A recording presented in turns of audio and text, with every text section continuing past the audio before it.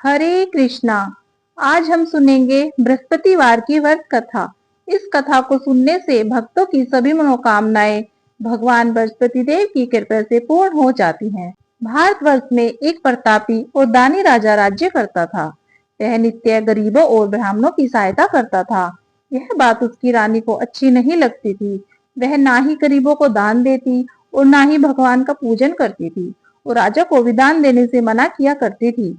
एक दिन राजा शिकार खेलने वन को गए हुए थे, तो रानी महल में अकेली थी। उसी समय बृहस्पति देव साधु के रूप में राजा के महल में भिक्षा लेने के लिए गए और भिक्षा मांगी। रानी ने भिक्षा देने से इनकार कर दिया और कहा, हे साधु महाराज, मैं तो दान पुण्य से तंग आ गई हूँ। मेरा पति सारा धन लुटाता रहता है। मेरी इच्छा है कि हमारा धन नष्ट हो जाए, फिर ना रहेगा बांस और ना बचेगी बांसुरी। साधु ने कहा, देवी तुम तो बड़ी विचित्र हो। धन संतान तो सभी चाहते हैं, पुत्र और लक्ष्मी तो पापी के घर भी होने चाहिए। यदि तुम्हारे पास अधिक धन है तो भूखों को भोजन दो, प्यासों के लिए प्याऊ बनवाओ, मुसाफिरों के लिए धर्मशालाएं खुलवाओ और जो निर्धन अपनी कुंवारी कन्याओं का विवाह नहीं करा सकते उनका विवाह करा दो। ऐसे और कई काम हैं जिनके करने से तुम्हारा यश इस लोक और परलोक दोनों में फैलेगा। परंतु रानी पर उपदेश का कोई प्रभाव नहीं पड़ा। वह बोली, महाराज आप मुझे कुछ ना समझाएं। मैं ऐसा धन नहीं चाहती जो हर जगह बांटती फिरूं। साधु ने उत्तर दिया, यदि तुम्हारी ऐसी इच्छा है तो तथास्तु। तुम ऐसा करना कि बृहस्पतिवार को घर लीपकर पीली मिट्टी से अपना सिर धोकर स्नान करना, भट्टी चढ़ाकर कपड़े धोना। ऐसा करने से आपका सारा धन नष्ट हो जाएगा। इतना कहकर वह साधु महाराज वहां से आलोक हो गए। साधु के अनुसार कई बातों को पूरा करते हुए रानी को केवल 3 बृहस्पतिवार ही बीते थे कि उनकी समस्त धन संपत्ति नष्ट हो गई। भोजन के लिए राजा का परिवार तरसने लगा। तब एक दिन राजा ने रानी से बोला कि हे रानी, तुम यहीं रहो, मैं दूसरे देश को जाता हूँ, क्योंकि यहाँ पर सभी मनुष्य मुझे जानते हैं, इसलिए मैं कोई छोटा कार्य नहीं कर सकता। ऐसा कहकर राजा परदेश चला गया। वहां वह जंगल से लकड़ी काट कर लाता और शहर में बेचता था। इस तरह अपना जीवन व्यतीत करने लगा। इधर राजा के परदेश जाते ही रानी और दासी दुखी रहने लगी। एक बार जब रानी और दासी को 7 दिन तक बिना भोजन के रहना पड़ा, तो रानी ने अपनी दासी से कहा, हे दासी, पास ही के नगर में मेरी बहन रहती है, वह बड़ी धनवान है, तू उसके पास जा और कुछ लेकर आ, ताकि थोड़ा बहुत गुजर बसर हो सके। दासी रानी की बहन के पास गई। उस दिन गुरुवार का दिन था। रानी की बहन उस समय बृहस्पतिवार व्रत की कथा सुन रही थी। दासी ने रानी की बहन को अपनी रानी का संदेश दिया, लेकिन रानी की बड़ी बहन ने कोई उत्तर नहीं दिया। जब दासी को रानी की बहन से कोई उत्तर नहीं मिला तो वह बहुत दुखी हुई और उसे क्रोध भी आया। दासी ने वापस आकर रानी को सारी बात सुना दी। सुनकर रानी ने अपने भाग्य को कोसा। उधर रानी की बहन ने सोचा कि मेरी बहन की दासी आई थी, परंतु मैं उससे नहीं बोली, इससे वह बहुत दुखी हुई होगी। कथा सुनकर और पूजन समाप्त करके वह अपनी बहन के घर आई और कहने लगी, बहन, मैं बृहस्पतिवार का व्रत कर रही थी, तुम्हारी दासी मेरे घर आई थी, परंतु जब तक कथा होती है तब तक ना तो उठते हैं और ना ही बोलते हैं, इसलिए मैं नहीं बोली। कहो दासी क्यों गई थी? रानी बोली, बहन तुमसे क्या छिपाऊं, हमारे घर में खाने तक को अनाज नहीं था। ऐसा कहते कहते रानी की आंखें भर आई। उसने दासी समेत पिछले 7 दिनों से भूखे रहने की बात अपनी बहन को विस्तार पूर्वक सुना दी। रानी की बहन बोली, देखो बहन, भगवान बृहस्पति देव सबकी मनोकामनाओं को पूर्ण करते हैं।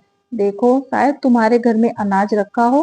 पहले तो रानी को विश्वास नहीं हुआ, परंतु बहन के आग्रह करने पर उसने अपनी दासी को अंदर भेजा तो उसे सचमुच अनाज से भरा एक घड़ा मिला।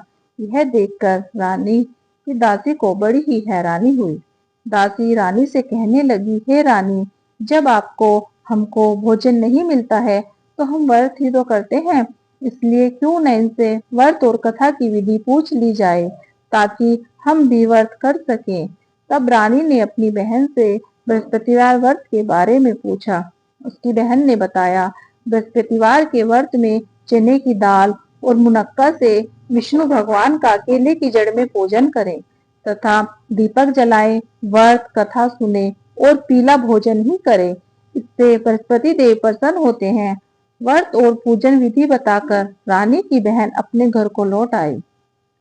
7 दिन के बाद जब गुरुवार आया तो रानी और दासी ने व्रत रखा।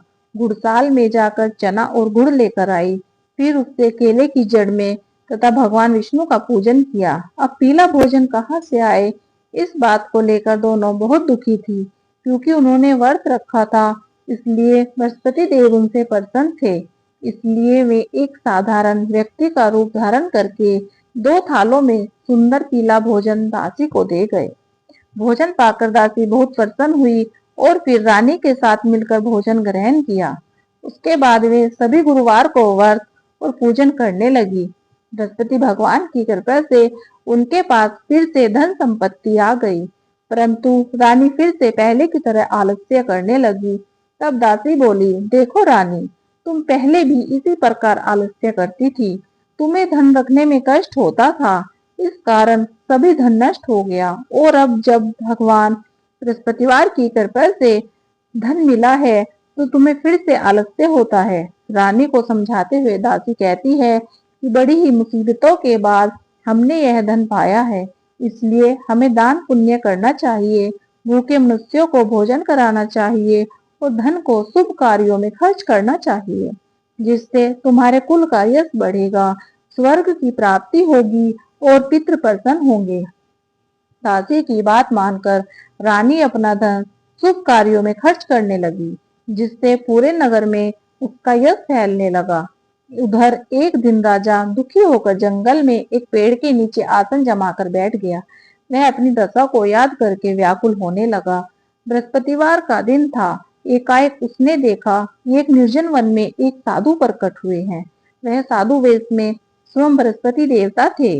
वे लक्कड़हारे के सामने आकर बोले, हे लक्कड़हारे, तू इस सुनसान जंगल में इतना चिंता मगन क्यों बैठा है?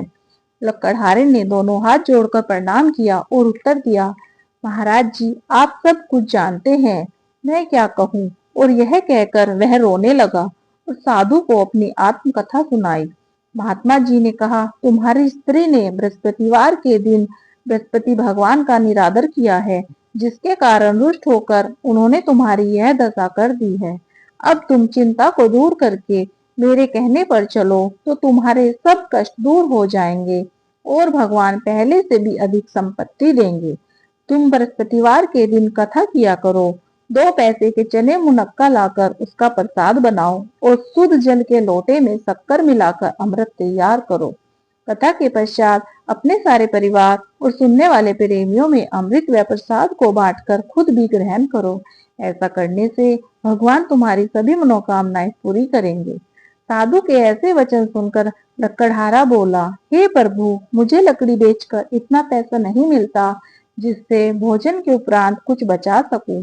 मैंने रात्रि में अपनी स्त्री को व्याकुल देखा है। मेरे पास कुछ भी नहीं जिससे मैं उसकी खबर मंगा सकूं, और फिर मुझे तो बृहस्पति देव की कहानी भी मालूम नहीं है। साधु ने कहा, हे लक्कड़हारे, तुम किसी बात की चिंता मत करो। बृहस्पतिवार के दिन तुम रोजाना की तरह लकड़ियां लेकर शहर को जाओ। तुमको रोज से दुगना धन प्राप्त होगा, जिससे तुम भली भांति भोजन कर लोगे और बृहस्पति देव की पूजा का सामान भी आ जाएगा। बृहस्पति देव की कथा इस प्रकार है, सुनो। प्राचीन काल में एक ब्राह्मण रहता था। वह बहुत निर्धन था। उसकी कोई संतान नहीं थी। उसकी स्त्री बहुत मलिनता के साथ रहती थी। वह स्नान नहीं करती, किसी देवता का पूजन नहीं करती। इससे ब्राह्मण देवता बड़े दुखी थे। बेचारे बहुत कुछ कहते, किंतु उनका कुछ परिणाम नहीं निकलता। भगवान की कृपा से ब्राह्मण की स्त्री के कन्या रूपी धन पैदा हुआ। कन्या बड़ी होने पर प्रातः स्नान करके विष्णु भगवान का जाप और बृहस्पतिवार का व्रत करने लगी। अपने पूजन पाठ को समाप्त करके विद्यालय जाती तो अपनी मुट्ठी में जौ भर कर ले जाती और पाठशाला के मार्ग में डालती जाती। तब ये जो स्वर्ण के हो जाते तो लौटते समय उनको बीन कर अपने घर ले आती। एक दिन वह बालिका सूप में उन सोने के जौ को फटक कर साफ कर रही थी कि उसके पिता ने देख लिया और कहा, हे बेटी, सोने के जौ के लिए सोने का सूप होना चाहिए। दूसरे दिन बृहस्पतिवार का दिन था। इस कन्या ने व्रत रखा और भगवान बृहस्पति देव से प्रार्थना करके कहा, मैंने आपकी पूजा सच्चे मन से की है, तो मेरे लिए सोने का सूप दे दो। बृहस्पति देव ने उसकी प्रार्थना स्वीकार कर ली। रोजाना की तरह वह कन्या जौ फैलाती हुई जाने लगी। जब लौट कर जौ बीन रही थी, तो बृहस्पति देव की कृपा से सोने का सूप मिला। उसे वह घर ले आई और उसमें जौ साफ करने लगी, परंतु उसकी माँ का वही ढंग रहा। एक दिन की बात है, वह कन्या सोने के सूप में जौ साफ कर रही थी। उस समय उस शहर का राजपुत्र वहां से होकर निकला। इस कन्या के रूप और कार्य को देखकर मोहित हो गया और अपने घर आकर भोजन और जल त्याग कर उदास होकर लेट गया। राजा को जब इस बात का पता लगा, तो अपने प्रधानमंत्री के साथ उसके पास गए और बोले, हे बेटा, तुम्हें किस बात का दुख है? किसी ने तुम्हारा अपमान किया है अथवा कोई और कारण हो सो कहो। मैं वही कार्य करूंगा जिससे तुम्हें प्रसन्नता हो। अपने पिता की राजकुमार ने बातें सुनी तो वह बोला, मुझे आपकी कृपा से किसी बात का कोई दुख नहीं है। किसी ने मेरा अपमान नहीं किया है, परंतु मैं उस लड़की से विवाह करना चाहता हूँ जो सोने के सूप में जौ साफ कर रही थी। यह सुनकर राजा आश्चर्य में पड़ गया और बोला, हे बेटा, इस तरह की कन्या का पता तुम ही लगाओ। मैं उसके साथ तेरा विवाह अवश्य ही करा दूंगा। राजकुमार ने उस लड़की के घर का पता बताया। तब मंत्री उस लड़की के घर गए और ब्राह्मण देवता को सभी हाल बताया। ब्राह्मण देवता राजकुमार के साथ अपनी कन्या का विवाह करने के लिए तैयार हो गए तथा विधि विधान के अनुसार ब्राह्मण की कन्या का विवाह राजकुमार के साथ हो गया। कन्या के घर से जाते ही पहले की भांति उस ब्राह्मण देवता के घर में गरीबी का निवास हो गया। अब भोजन के लिए बड़ी ही मुश्किल से अन्न मिलता था। एक दिन दुखी होकर ब्राह्मण देवता अपनी पुत्री के पास गए। बेटी ने पिता की दुखी अवस्था को देखा और अपनी माँ का हाल पूछा। तब ब्राह्मण ने सभी हाल कह सुनाया। तब कन्या ने बहुत सा धन देकर अपने पिता को विदा किया। इस तरह ब्राह्मण का कुछ समय सुख पूर्वक व्यतीत हुआ। कुछ दिन के बाद फिर वही हाल हो गया। ब्राह्मण फिर अपनी कन्या के यहाँ गया और सारा हाल कहा तो लड़की बोली, हे पिताजी, आप माताजी को यहाँ ले आओ। मैं उन्हें विधि बता दूंगी जिससे उनकी गरीबी दूर हो जाएगी। वह ब्राह्मण देवता अपनी स्त्री को लेकर पहुंचे तो अपनी माँ को समझाने लगी कि हे माँ, तुम प्रातःकाल प्रथम स्नान आदि करके विष्णु भगवान का पूजन करो तो सब दरिद्रता दूर हो जाएगी। परंतु उसकी माँ ने एक भी बात नहीं मानी और प्रातःकाल उठकर अपनी पुत्री के बच्चों की जूठन को खा लिया। इससे उसकी पुत्री को बहुत गुस्सा आया।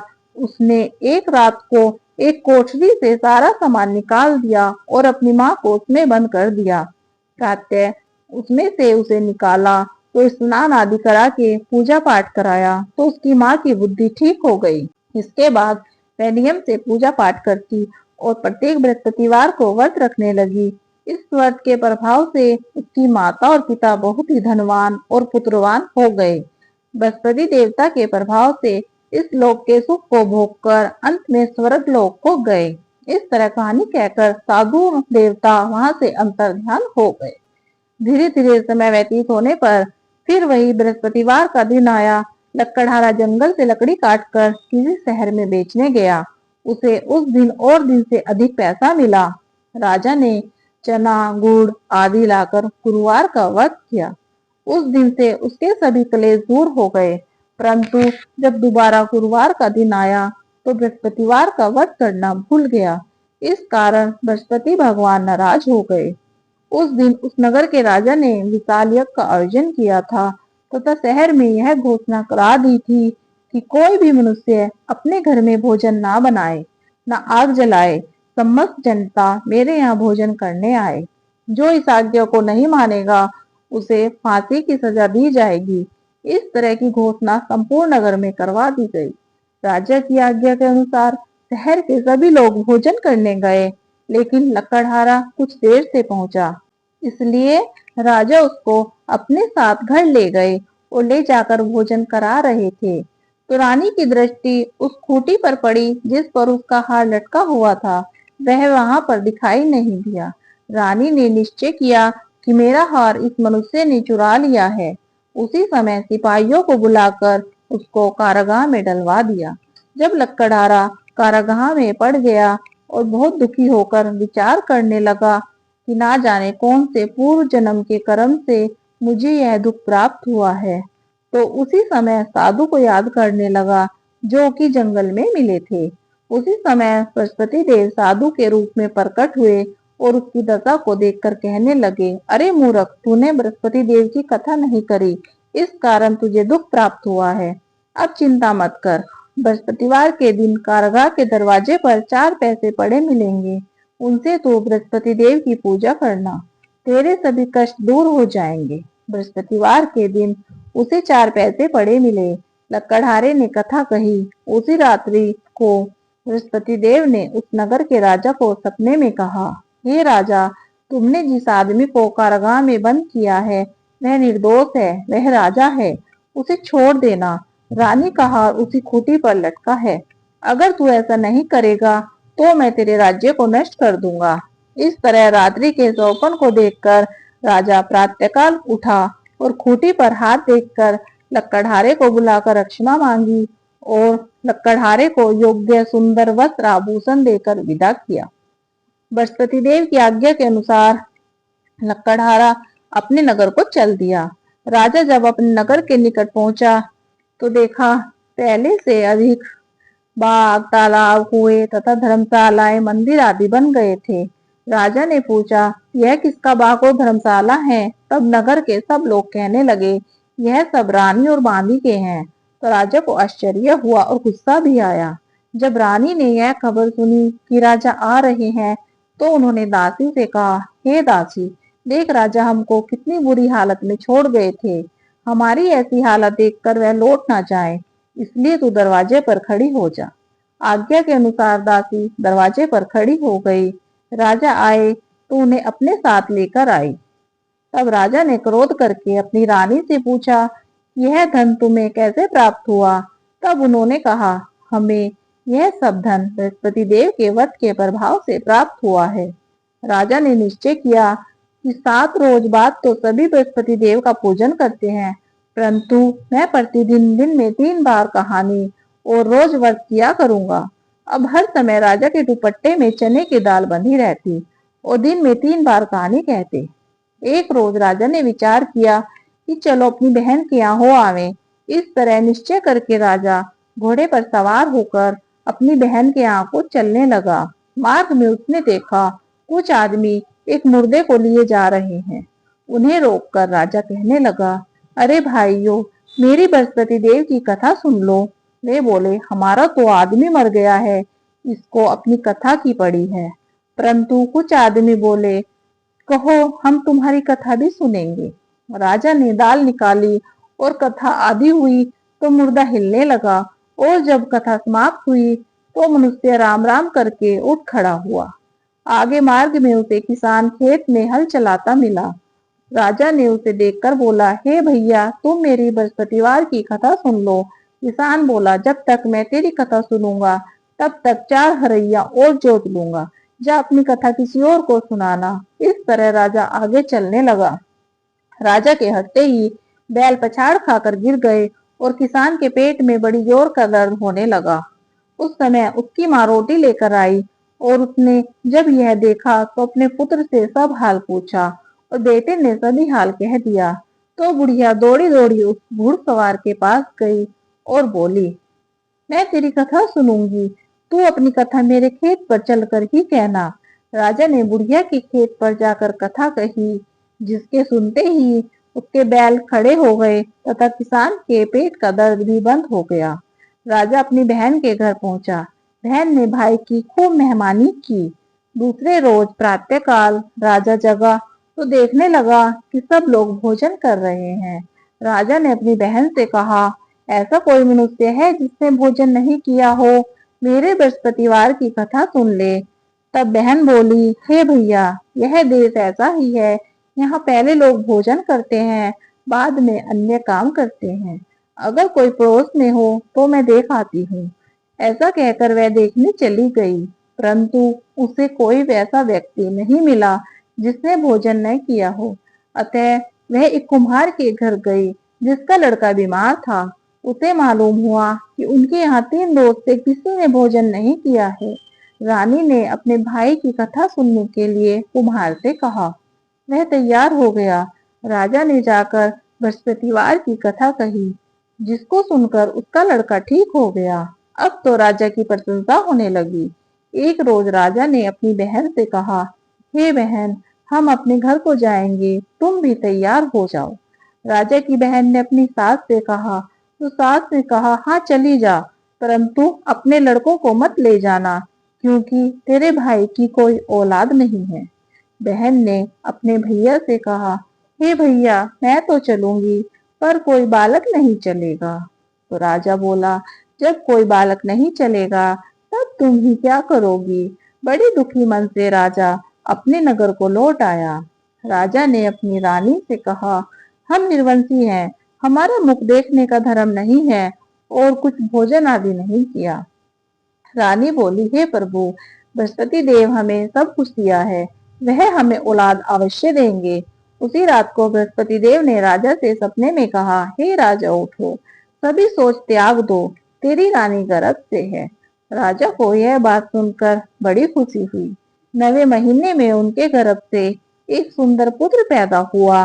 तब राजा बोला, हे रानी, स्त्री बिना भोजन के रह सकती है, पर बिना कहे नहीं रह सकती। जब मेरी बहन आए तो मुझसे कुछ मत कहना। रानी ने सुनकर हाँ कर दिया। जब राजा की बहन ने यह शुभ समाचार सुना तो बहुत खुश हुई और बधाइयां लेकर अपने भाई के यहाँ आई। तब रानी ने कहा, घोड़ा चढ़कर तो आई नहीं, गधा चढ़कर आई। तब राजा की बहन बोली, भाभी, मैं इस प्रकार न कहती तो तुम्हें औलाद कैसे मिलती। बृहस्पति देव ऐसे ही हैं, जिसके मन में जो मनोकामनाएं होती हैं सभी को पूर्ण करते हैं। जो श्रद्धा पूर्वक बृहस्पतिवार का व्रत करता है एवं कथा पढ़ता है अथवा सुनता है, दूसरों को सुनाता है, बृहस्पति देव उनकी सभी मनोकामनाएं पूर्ण करते हैं। बृहस्पति देव सदैव उनकी रक्षा करते हैं।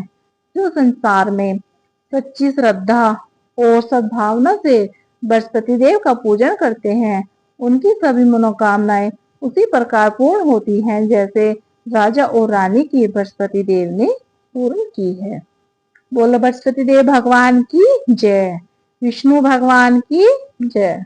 दोस्तों, यदि आपको हमारा वीडियो अच्छा लगा हो तो प्लीज इसे लाइक कीजिए और हमारे चैनल को सब्सक्राइब कीजिए।